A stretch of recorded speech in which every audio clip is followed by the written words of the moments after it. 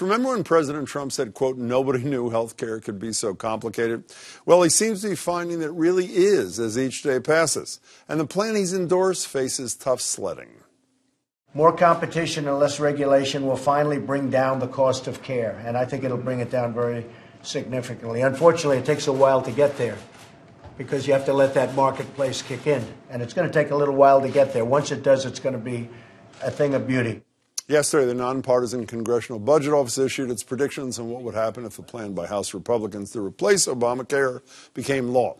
It estimates that by 2026, 24 million people would lose their insurance, while the report indicates the GOP proposal would bring the federal deficit down by $337 billion annually over the next 10 years. Much of that would come at the expense of state governments, which would lose $880 billion in Medicaid money from the feds in that same time frame.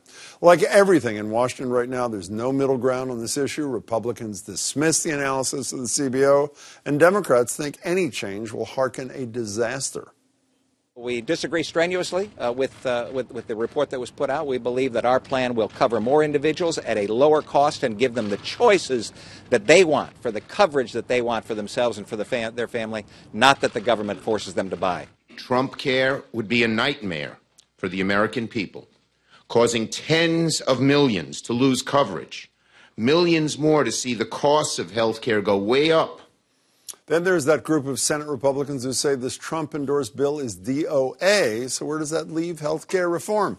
Joining me are my three favorite snow bunnies. Marjorie Egan, my partner on Boston Public Radio, my favorite snow bunny. Michael Astrew, a Republican who served as the commissioner of the Social Security Administration under Presidents Bush and Obama. What are you wearing? I'm wearing my Mike Dukakis Memorial. Exactly. Oh, and Jesse Ramel, former communications director for Governor Deval Patrick. Good to see you, all three of you. So Paul Ryan said yesterday he was, quote, encouraged with a big smile about the CBO report. What is he encouraged about? What's the good news for Republicans? Well, the good news is it doesn't make any difference. I mean, what the pattern is with the Trump administration is you start with an extreme position, and that's your bargaining position. And you give away pretty quickly. I mean, it's opposite of Obama. Obama would say, this is what I want, and then be rigid and not negotiate. He's already said no negotiation over the subsidies, the tax credits in the House. Well, yeah, but, you know, same thing with the wall and same thing with everything else. Of course there's going to be a negotiation. And I think it's a negotiation that's going to go into next year.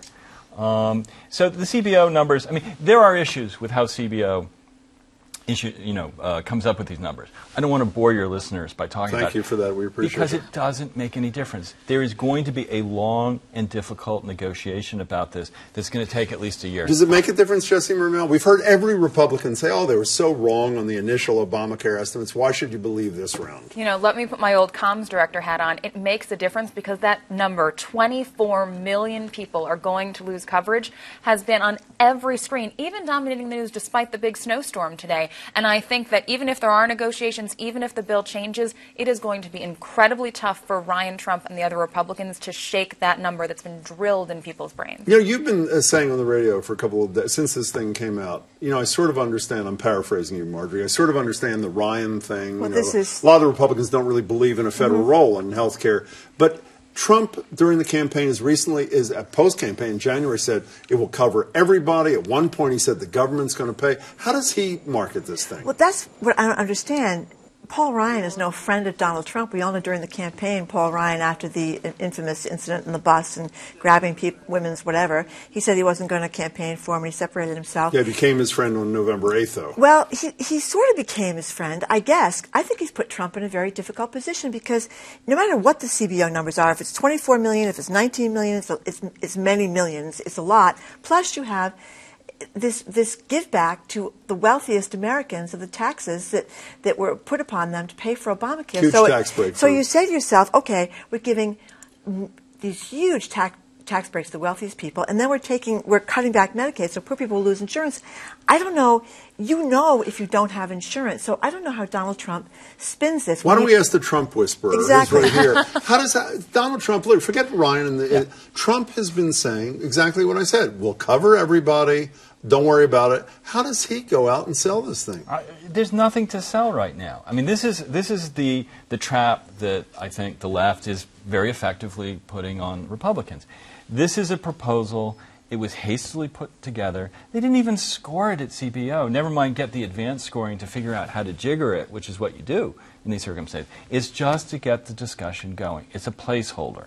So the details at this point don't matter. And they didn't matter for Obama either, because I was listening to a highly rated radio show earlier today. My favorite? Your favorite. Yes. And Congressman Lynch was saying he voted against He Obamacare because there was another version of the bill, a few months earlier that he much preferred that was radically different.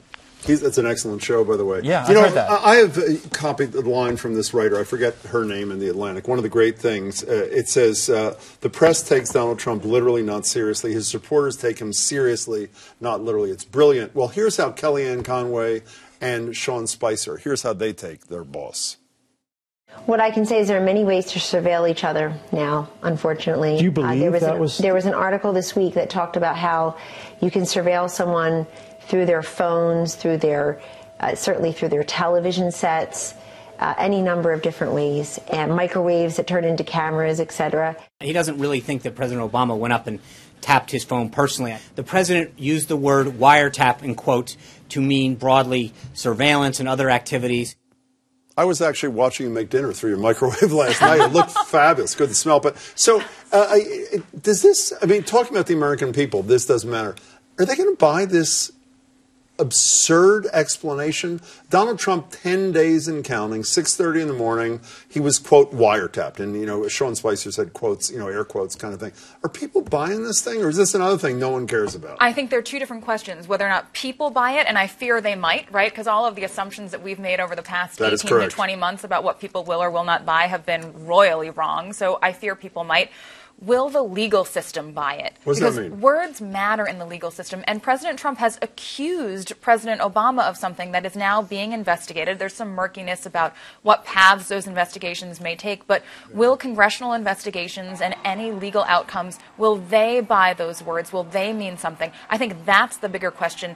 People, the American public at this point, what are the consequences? They're probably limited. Could there be real consequences to Donald Trump and his say murkiness, and be very kind, the murkiness he brings to his language have legal consequences or congressional consequences? John, if you were listening today, you heard CNN's John King say the D-Day, or whatever you want to call it, next Monday, the Intelligence Committee has a hearing.